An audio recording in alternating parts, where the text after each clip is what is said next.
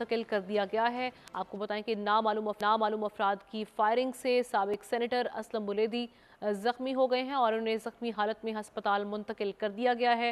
ये बताया जा रहा है कि उनको 2 गोलियां लगी हैं।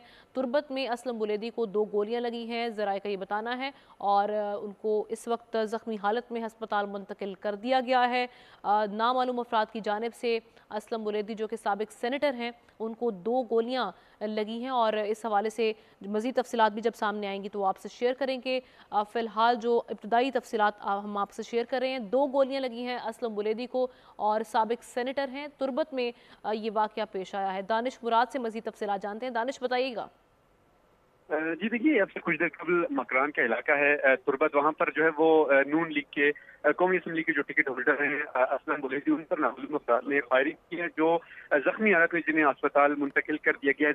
ज़िला इंतजामिया के मुताबिक असलम बुलेदी को जो है वो 2 गोलियां लगी, एक सीने में और दूसरी जो है वो पाँव पर, जबकि उनकी हालत जो है वो ओवरऑल खतरे से बाहर बताई जा रही है। वज़ीर आला बलूचिस्तान ने भी वाक़े की मजम्मत की है, करते हुए जो ज़िला इंतजामिया है मकरान की, उनसे रिपोर्ट तलब कर ली और अब तक जो ज़िला इंतजामिया की जानिब से बताया जा रहा है वो ये है कि असलम बुलेदी की हालत जो है वो खतरे से बाहर है।